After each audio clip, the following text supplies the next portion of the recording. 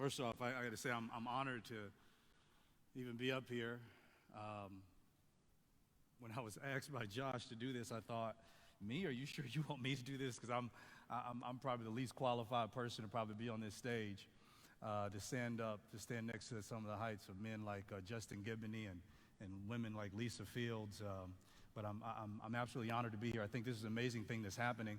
I don't plan on really stimulating your intellectualism in the short time I have with you, but I do pray that what I say has an opportunity to pierce you in your hearts.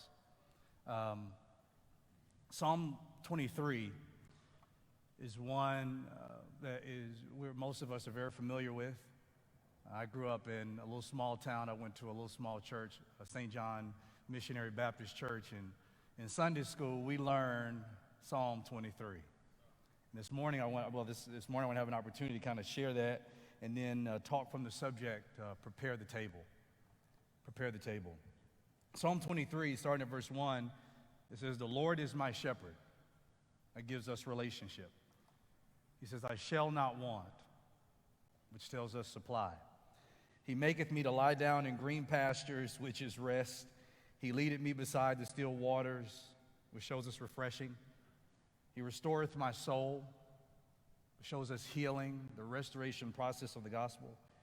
"He leadeth me in the paths of righteousness," which showed us guidance for his name's sake, which gives each and every person in here purpose. "Yea, though I walk through the valley of the shadow of death," which shows us testing. "So I will fear no evil," which tells us about protection. "For thou art with me," that's faithfulness. "Thy rod and thy staff, they shall comfort me," that's discipline. Particularly here in verse 5, it says, "Thou preparest a table before me in the presence of mine enemies." That's hope. "Thou anointest my head with oil," it's consecration. "My cup runneth over," in abundance. "Surely goodness and mercy shall follow me all the days of my life." It says, "I will dwell in the house of the Lord forever," which tells us about security. You know, when I was young and I read Psalm 23, I didn't really understand the height and the depth of it. As I got older and I started going to church, I would hear Psalm 23 being preached, and when we got to that part in verse 5 when it says, "He prepares a table before me in the presence of mine enemies," the way in which it was presented at times was that it was almost a table that would be used for gloating. That God would prepare a table in the presence of the enemies so that the enemies can see what God has done in your life. But I ask us to think in a different way. The table in many ways symbolizes hope. It symbolizes reconciliation. It's a place where people gather together. I mean, over a meal. Treaties have been signed over the table. Many of us, a fixture in our homes is either the dining room table or the breakfast nook. It's that place where we come together to sit down. The table shows us how rich we are when we can have all of our family to join us there. It also can show us just how impoverished we are when no one is there to eat with us. The table. You know, I was asked years ago. I'm a pastor of a church here in Sandy Springs, and we've been pastoring now for about 7 years. It was 7 years in January. And I was asked a couple years ago, you know, "Cornelius, what are you doing to make your church multiracial, multicultural, multi-generational?" And, you know, I lean onto the subject, "Unless the Lord builds the house," because I'm sorry, I'm black, so I don't know if you don't feel comfortable coming. I think that's mostly on you. I don't know what else to tell you. But in my time of prayer, I was convicted because I had to ask myself, is my concern mostly to make my church multicultural and multiracial and multi-generational? Or should my concern be to make my life that way?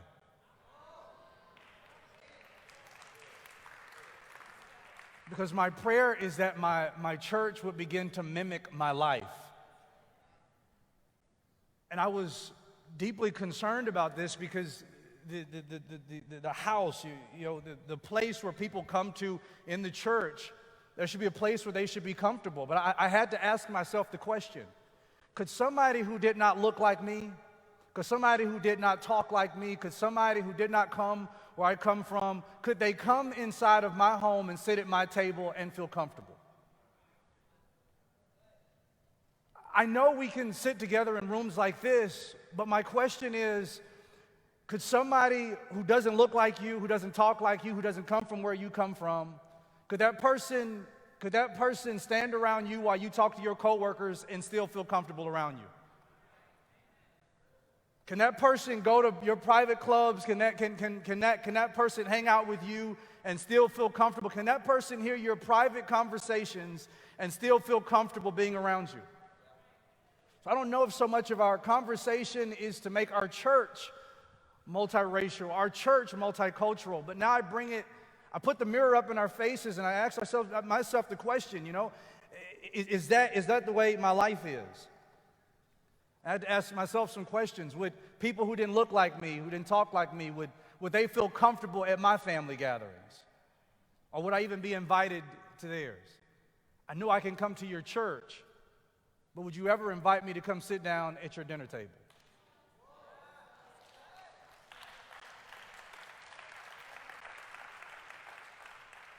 I'm a young guy, I'm a 32-year-old kid.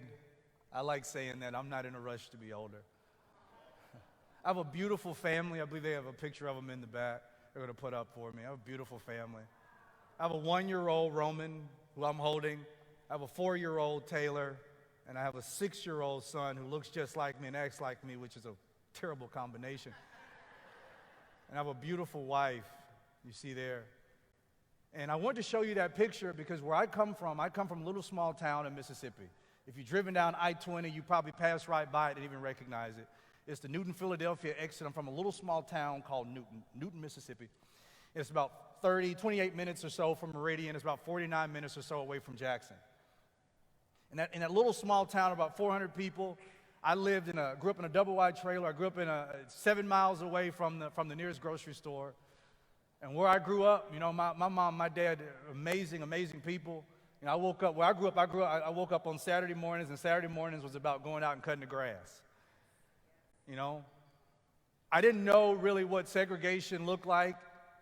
You would think in the late 80s, early 90s, you would think that stuff would have been almost done away with. But where I lived, there were the black folk, and then the white folk lived in the big gate in the town. They owned the bank and the hospital and the dentistry office, and they were optometrists. They owned it all. And I didn't really know what that looked like.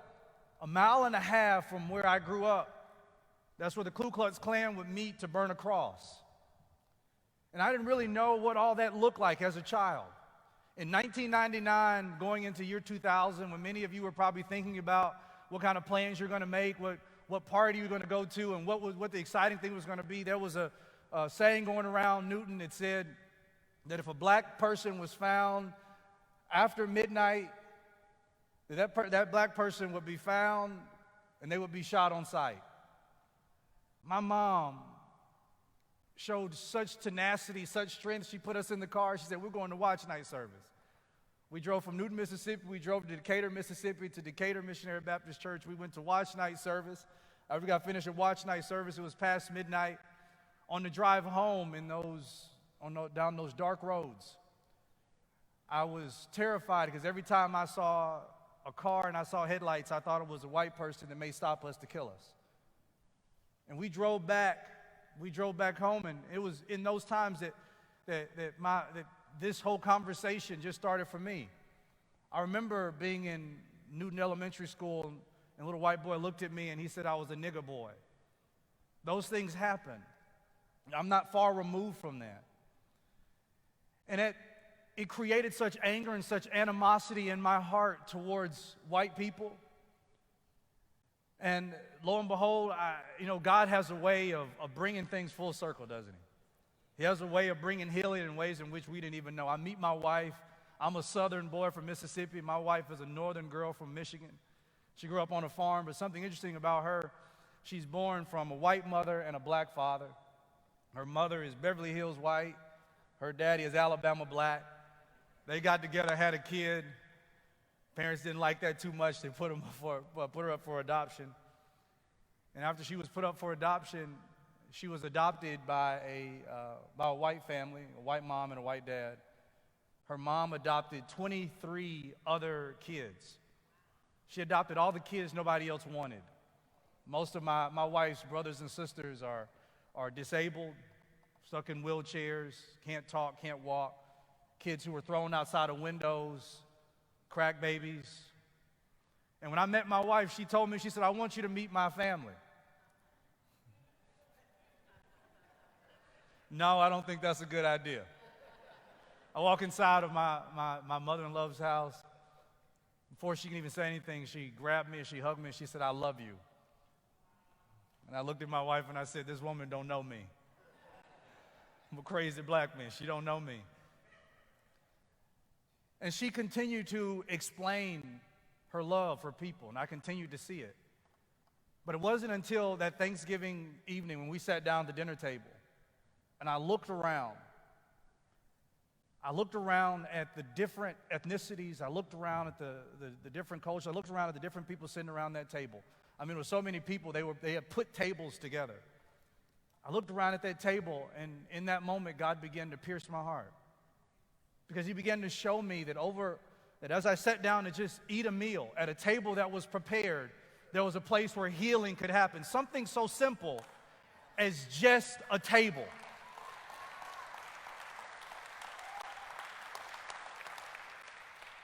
And it was very important to me because the people who were sitting across from me, I thought were my enemies. And could it have been that the table that was prepared before me was not for gloating, but a table meant for reconciliation? A place where I could go and sit and to be reconciled with people who did not look like me, who did not talk like me, who did not walk with me, who didn't walk like me, but who were different than me, but allowed for me to see something, that no matter who I was or who they were, we all had something in common. And we all had commonalities that brought us together. And if I was to only heighten our differences, then it only separated us more. But it was a simple thing. It was a simple thing. And that was just what I was able to have at the table. That table that's in your house right now, it represents conversation. The table, the simple thing, the table in your house right now, it represents communication. That table in your house right now, it represents discipline. It's at the dinner table where I'm able to look at my kids and say, we don't do that. We don't talk like that. We don't say those kind of things. It's at the dinner table where my wife and I, we ask our kids, what is the peak and pit of your day? Tell us how you feel. Tell us what's going on inside of your mind. Tell us what's going on with you. It's at that dinner table where there's an exchange that happens. And if we don't take the time to do the simple thing of preparing the table for other people who don't look like us to come and sit at that table, then we can get all the information that we need about what has happened, but we go back to our homes, to our comfortable places, and we don't make things happen. Because one of the things I also know is that the table represents family. And if we are all truly one race, if we're all truly one people, if we're all truly called by one spirit, by one hope, if we're all truly one hope, just one church, can we just be, if all we're going to be is just satisfied with sitting next to each other in public, then I dare to think how far we're going to actually get in this conversation. Because we're going to have to do the hard thing. The easy thing is standing on this stage and talking about reconciliation. The easy thing is showing up to things like this and saying, I can be a part of the conversation. The easy thing is going back home and saying, I heard some good stuff. The easy thing is reading the book. The easy thing is reading the podcast. But it's the hard thing. The hard thing is when you have your barbecue to invite somebody there who does not look like you. That's the hard thing. The hard thing is over Thanksgiving holiday, when you have prepared your table to put out a couple extra settings for people who don't look like you, The hard thing is over Christmas time, when you sit around that table, is to invite somebody who does not look like you. That's the hard thing. The hard thing is to take somebody to lunch so you can listen to them. That's the hard thing. That's the hard thing. And we can all do that. No matter our age, no matter where we're from, no matter our cultural differences, we can all do that. I have been all over the world, and one of the things that I see that brings us all together in unity is the table. Whether I'm in Africa, and they got some good food in Africa. The table brought us together. It allowed for me to see how much more we had in common than what we didn't. When I'm in the United Kingdom, I'm in London, and I'm in other places. The table brings us together with the British who don't look like me and don't talk like me. But it shows us just how much more we have in common. When I'm in the Middle East and I'm sitting in Dubai and Abu Dhabi and I'm sitting around people who don't look like me, who don't think like me, it's the table. It's the table that shows me that's the love of God that brings a man to repentance. And if I'm to be a conduit and a vehicle to help somebody to see the love of God, then I must be that person to first engage them with love. And I must engage them at a place that is simple as the table. The table that's been prepared is a table of family. It's a table we can sit down and we can have conversation, we can have communication, but it's a simple thing. You know, I come to things like this and I always think, what can I do to further the cause? You know, my wife, super outgoing. I mean, you grew up in a house and you have 23 brothers and sisters. I grew up in a house, it was just me and my older sister, and we didn't get along until we were older. So it was easy for me to just kind of have my own thing. I had my own room, I had my own stuff. Don't come in, don't bother me. Don't interrupt my life. Don't make me uncomfortable. Don't do anything to bother me. But my wife, we get married, and my wife, she looks at me and she says, we should do a Friendsgiving. I said, what in the world is a Friendsgiving? I'm not doing no Friendsgiving. That doesn't even make sense. I'm not doing no Friendsgiving. She said, no. She said, we're going to make friends. Well, I don't like that either.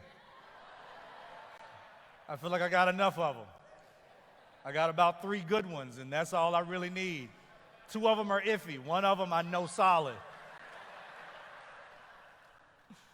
So we're going to have a Friendsgiving. So here she goes. She gets ready to cook. And the cool thing about my wife, man, my wife is vegan.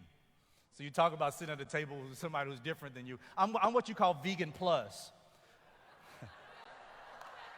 No, hear me out. So I'm strictly vegan plus chicken and some other things, beef and everything. So I'm vegan plus. And so my wife, she, you know, on holidays and even during the week, every day, you know, it's a vegan section, and then there's the meat section. And my son, me and my oldest son, we always eat from the meat section, and my wife and my daughter, they eat from the vegan section. And but you know, we have our Friendsgiving, and you know, every year, even on Sundays after church, somebody comes through our doors and they may not look like us. As pastors, in the Bible I read, it tells us to be hospitable. So we invite them to our house. Hey, what you doing right after church? We're going to go get something to eat. Well, you might as well just come over to our house and eat with us. Well, we got kids, or we do too. They just mess up the house together. After they get finished, we'll all just clean it up together. Just come on over. Bring your kids. Well, I don't know where you come from. I don't know where you come from either, but that's what the dinner table is all about. And we want to prepare a table so that we can learn about each other. So you can see that we have a lot more in common than you may think. This is just a simple thing. My encouragement here is while we have our minds stimulated, while we may learn a lot of stuff, I hope that you create some traditions in your own household where you begin to open up your doors to people who don't look like you. Invite them into your house. They say, what are you coming for? Come get a plate. Come eat. You know, I find it very interesting that nowadays, due to social media, we know more about people on the other side of the world than we do the people who live right next to us. And I'm afraid that our social media is making us less social because we feel like we know people who we have not met. I got a handwritten letter the other day, and I thought, what stone age are they living in? Send me a text message.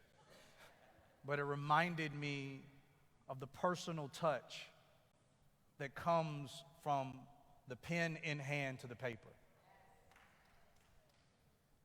And it further reminds me of the personal touch that happens when you can sit down at a table and you can exchange a meal, you can exchange conversation, and you can talk. I'm not saying it's an easy thing, but I'm saying it's a needed thing. Our politics may be different, but can we be mature enough to sit down at the table and talk about them together?